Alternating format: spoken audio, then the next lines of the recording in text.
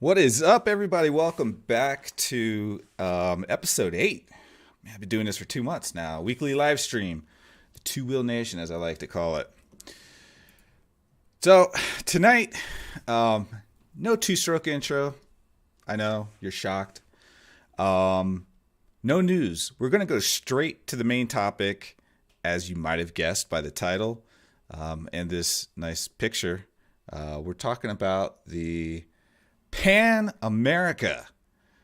Harley-Davidson's going to release this Pan America adventure bike in, I think it's been pushed back to February 21st, 2021. So a couple months, they're going to unveil this Pan America, Harley-Davidson. Man, I'm still shocked Harley-Davidson is making an adventure bike. So we're going to jump into this right away. What's up, Punkstar? How you doing, man? Hope you got out today. Hope you had, I hope everybody had a wonderful Christmas. And hopefully we'll all have a good New Year as best we can in the current state of affairs with coronavirus all around the world.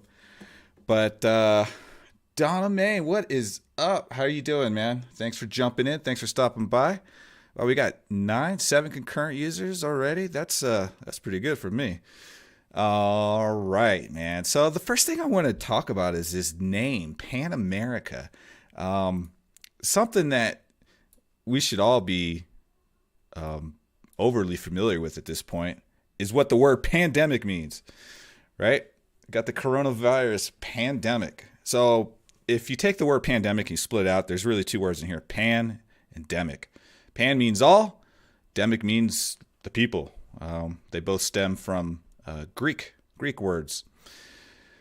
So all the people, the coronavirus spread across multiple countries, multiple continents. It's global. It's a pandemic. It's all the people, right? Easy enough. So now let's jump into Pan America. All right, so Pan American, now that you know what pandemic is, if you didn't already, you can easily guess all American or all America. All the people in north, central, south, from the tip of Alaska, tip of Canada, all the way down to the most southern tip of South America, right? All the countries, all the people, yada, yada, yada. Pretty easy, right? So what the heck do you guys think Harley meant with Pan America? I found it interesting that they left off the N and they put a space between Pan and America. Are they trying to say it's an all-American bike? Because it's not. It's got Italian brakes on it, which I applaud Harley for putting Brembo brakes on this bike. Why not put the best that you can? Are they trying to say this bike will only be sold in the Americas? I have no idea. Does it not meet Euro 5 emission standards, which it has to because it's a new model in 2021. So if they want this bike anywhere else, are they trying to say you can ride this thing all over the Americas? I have no idea.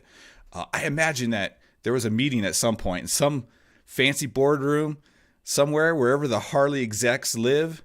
And they had their PR team and their business development team and some yuppity-yup execs, and they're all sitting around talking about what the hell are we going to call this thing, man? Somebody said, let's call it the Pan America. I imagine some wine-snipping, snobby dude who like drinks his wine like this with the pinky out, you know? He'd probably say, what the hell does that mean? What are we going to call it Pan America? This is a motorcycle. I imagine that conversation kept going. And the guy that came up with the name is probably like, well, it means all America. And then the response to that is, I know what the hell it means. And it doesn't really matter if that person knew it or not. But what I don't get is, what's the rest of that conversation? Where did they go from there? Why are they calling it the Pan America? They're receiving orders from Europe, I believe. No way, Donna May. Awesome. Homie Bill, what's up, homie Bill? Just another way to try to catch attention. Yeah. True words were never spoken, homie. I have no idea. So I don't want to harp on the name too much because at the end of the day, it's just a name. If the bike looks good, if the bike performs, if it's priced right, the bike will make the name. But right out of the gate, I don't get the reference to Pan America and the motorcycle and what they're trying to allude to. It's not an all-American bike. Even the engine, even though the engine's all new, it reminds me a little bit of the water-cooled V-twin that they had on the V-Rod. And I believe some of that development was done by Porsche, which is a German company. So even the engine, probably has some kind of inspiration from the V-Rod, or maybe even borrowed some of the V-Rod technology. Whatever. I don't get the name. But we'll move on from there. Let's take a look at this engine, man. Get rid of this guy. Drop him back down there. All right. So this is Revzilla. How many of you guys use Revzilla? Was there not a dig at Honda who had the Pan European? Oh, maybe that's it, Punkster. I don't know.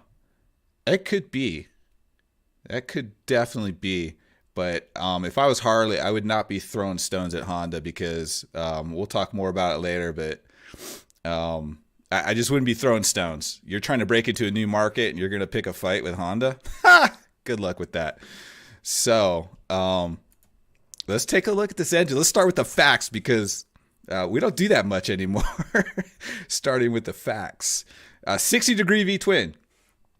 I believe most of Harley's traditional V-twins are 45 degrees. So just like the V-Rod, it's a 60-degree V-twin. And they're going to have two displacements, 1250cc and the 975cc, which apparently was slated to go into the Bronx, which is their street fighter bike. And pretty respectable horsepower numbers, 145 horses, 90 foot-pounds of torque. I don't know if that's at the wheel, if that's at the crank. If that's at the wheel, those are really respectable numbers, and they're competitive with the BMWs and the KTMs. It's going to be smoking hot to beat KTM BMW once you put. I totally agree, Punkster. I'm totally hoping that they don't price this bike out of the gate at the top end with the Ducati and the BMW, because I don't see people dropping those bikes to jump on a Pan America.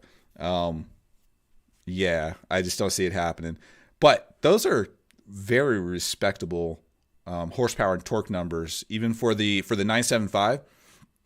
That's close to like the Ducati Panigale V2. So it's competitive. If the Street Fighter version, if they do come out with that in 2022 or later in 2021, that'll be a competitive bike. So I love this peanut gallery analysis.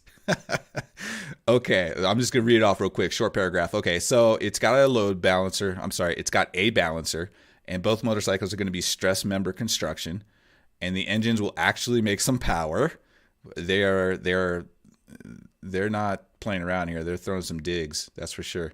Not to shake the shit out of you, and probably offer a reminder of the products Harley used to make without actually being those products. Essentially what they're saying is these bikes look like they're going to be modern and not shake the shit out of you and actually make good power torque. So I like this part. It looks like the cylinders are offset. So that probably means the cylinders will have their own crank pins. That's good to hear and see. I don't know if the V-Rod had offset or if the cylinders shared the same crank bearing, but it looks like these ones are probably offset and they won't. So all good things. And there's a picture of the Brembo brakes and the spoked wheels. It's pretty stout looking Michelin tires it comes with. This is mostly a good looking bike, and I say mostly because I can't stand the front of it. The front is horrible. Let's take a look at some of the competition here, man. So these are probably the top 4 bikes. There's other manufacturers and there's other models, smaller displacement, but these are all like 1,000 and above cc's. And starting from the top left at the Yamaha Super Tenor, going clockwise to the KTM, Ducati, and the BMW. Your price entry, starting with the Yamaha, is around $16,000, I believe, MSRP. When you get down to the Ducati and the BMW, prices rise quite dramatically. I believe the Ducati, it's a Ducati, right? The Ducati is over 20 grand. So I really hope that Harley prices this somewhere around that $16,000-$17,000. If you want people to leave bikes like these to go ride your Pan America, you're going to have to price this thing right. I don't know if Harley's going to do that. If they start out of the gate over 20, I don't know. I don't think it's going to work. What's up, voices? Thanks for jumping in. It is not air cooled, Punkster. It's water cooled. It's 100% water cooled. I think some of Harley's engines are either all air cooled or their heads are oil cooled and cylinders are air cooled. Some combination thereof. But this engine is completely water cooled. The 60 degree V twin allows them to put in dual downdraft throttle bodies. So I think that's the main reason why they went with the 60 degrees, so that they could actually run, modern technology in the damn thing. But I haven't seen any reports on why or how much they're going to price this bike at. Now, I thought this was really interesting. This is obviously not a Pan America. It's a live wire. And a guy by the name of Charlie Borman. I think it's Charlie Borman.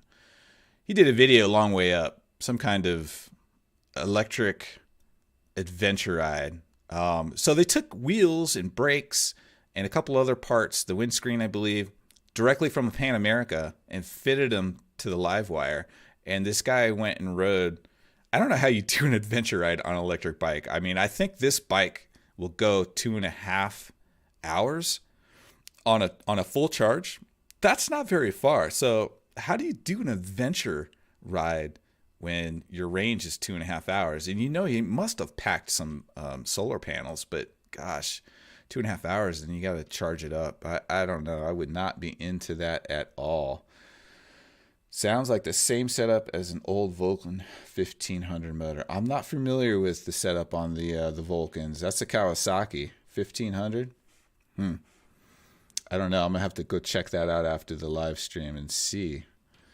But I just thought this was interesting. I just came across this live wire setup with this adventure setup with bits and pieces from the Pan America. So that was interesting. I thought I'd share. Yes, because I like to share. I'm a sharing kind of person. Here's another thing that I think Harley's doing wrong. So ignore that date. I don't think that date is accurate. I think the accurate date is end of February. But Harley-Davidson is going to reveal their 2021 models, which includes the new Pan America Adventure Touring Cycle and a virtual launch event January 19th. Again, ignore that. If you go to their website, I believe it's February 21st. I might have that here. I'll throw it up on the screen if I do. But here's what I don't understand. Why are they doing it with Aquaman, the actor and Harley enthusiast Jason Momoa? He played Aquaman, apparently. I don't know if I saw that movie or not. If I did see it, clearly it was forgettable. Who is this guy? He's an actor. Here's what I would have done if I was Harley. Harley, if you're watching, pay attention, please. This is Ricky Brabeck, the 2020 Dakar overall winner, the first American, and I should be specific, United States citizen, the first American to win the Dakar overall victory. They have stages, and I think there's been a number of Americans that have done well in a stage here and there, but he's won the overall. If I was Harley, I would have hired this guy to ride my bike. Not necessarily race it, but at least ride it. Do a couple of events maybe. Now here in this picture, let's play this movie. This is kind of cool.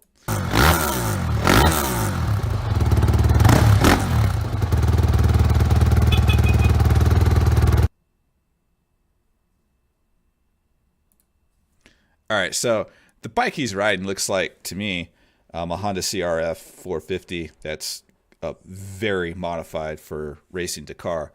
But that's not the point. You take a guy like this with the experience he has, you kind of do a little promo intro video of him winning Dakar, and then you get him to come out on stage, virtually, and talk about what he liked about the Pan America. And if you invested early, you get this guy's feedback. This guy's got just probably just loads of knowledge and experience that Harley, you could have taken care of, you could have taken advantage of, rather than paying some actor who just happens to be a Harley enthusiast. You could have had the Dakar winner riding your bike, and who knows? Maybe they offered. I don't know. How would I know? Maybe they offered, and he was like, no, thank you. I'll pass on that. Maybe they tried that. Maybe they couldn't find anybody. I don't know. But to me, that would have been far more ideal to have somebody with his experience and knowledge help launch the bike for you. I mean, I don't get Harley sometimes, you know. They just do a lot of things that just don't make any sense. I understand they're trying to kind of branch out and step out of their niche and expand their consumer market and sell more motorcycles. It's a business after all. They've got to do that. But I don't know that the way they go about doing it is ideal and effective. Oh man, Outback, what is up? How are you doing, man? It's got to be like super, super early on the western side of Australia. I know it's super, super late in Scotland and Ireland and the UK. So always a treat, Parkster, when you can make time to stop by down in Maine. Good day, Parkster. Indeed, Outback. Oh man. So I'm gonna leave this stream with a picture of a picture from a scene in a movie. Does anybody know what movie this is from? Anybody? It's old dudes who ride adventure bikes. I think they have missed that. Yeah, I'm just about to talk about that, Poxter. That's exactly where I'm going. Okay. So this is a movie from the 70s. I think it was called Easy Rider. And you've got two actors in here. On the left, you got Peter Fonda, I believe was his name. And then I forget the dude's name on the right. I should have looked that up. He's been doing movies since. I haven't really seen Peter Fonda in too much. This is a little bit before my time. But the point I'm trying to make here is Harley's one of the manufacturers. I think maybe the only manufacturer that's got a level of brand loyalty that I think is far and away greater than any other manufacturer in the world. They don't just sell motorcycles. That's the thing. They sell this lifestyle that you see in this picture, man. These two dudes riding across America on choppers. At least one of them is pretty chopped out. And that whole, you know, I'm a traveling man on the road. That whole lifestyle is part of the image that they sell. And I mean, it's not that other manufacturers don't have brand loyalty. They do, but not like this. And other manufacturers aren't necessarily selling a lifestyle in the way that Harley does. And I think it's their biggest, their biggest plus and minus all at the same time. It holds them back because it's so big and they can't get out from underneath it. But yet at the same time, you know, it limits the market for them. It limits who their audience is. And so they're trying to break out from this, but at the same time, while they're trying to break out from this niche that they have, they're kind of just forgetting who they are. And I don't know how it's going to work out for them. I think so far the Livewire is not doing so hot. And depending on what they price this Pan America at, they better price it low, like almost at a loss low. Just get it out there. And if it's good, the name will just start to make sense. And, you know, you can raise the price later. You throw some fancy technology on it. Actually, it's got a lot of really good technology. It's got a beautiful TFT screen, and it's got all the bells and whistles that an adventure rider would want. But nobody's going to think Harley when they think, I want an adventure bike. Oh, let's go check out Harley-Davidson. Good luck changing that. This picture here, this is what people think of when they think of Harley-Davidson. By the way, look at the size of the gas tank on the chopper Peter Fonda's riding. I don't think that thing even holds 3 gallons. And here he is riding across America on technology from the 70s. So for sure that thing's got push rods and a carburetor. And he's probably at best, even back then when the national speed limit in the United States was 55 miles per hour, even back then, I bet you that bike's only getting 30 miles per gallon, maybe. And he's going to ride across America with a 3-gallon tank. That tank looks tiny, tiny. On my ride to Cali and back, I ran across multiple segments of road where that gas tank would not get you there. It just wouldn't. And why do you have your helmet on the sissy bar? Okay, I'm done tearing up Easy Rider. I think it's time for the outro music, guys. That's really all I had to say. Thanks for listening to me. Yeah, down in Maine, the Captain America chopper. That's right. Great for a movie, but not realistic for a cross-country ride. So that's it, man. That's all I got, guys. Thanks for dropping by. I definitely appreciate everybody jumping into the stream, on the side chat. We'll see what we come up with next week. I actually did not originally plan to talk about the Harley-Davidson Pan America. I was actually going to talk about World Superbike and my predictions there. And I was sitting there watching TV this morning, and an actual commercial for the Pan America came on TV. It was a super short commercial. It's probably all Harley could afford as far as airtime. But then as soon as I saw it, I was like, I changed direction. I was like, I got to talk about this bike. Got to talk about Harley. And so I spent most of today prepping for this live stream. Very last minute. But thanks. And hopefully we'll see you guys same time, same place, next Saturday. I don't know. Will it be New Year's? It will. It'll be January 2nd. Holy crap. Happy New Year, guys. We'll see you on the other side. Take it easy. Bye.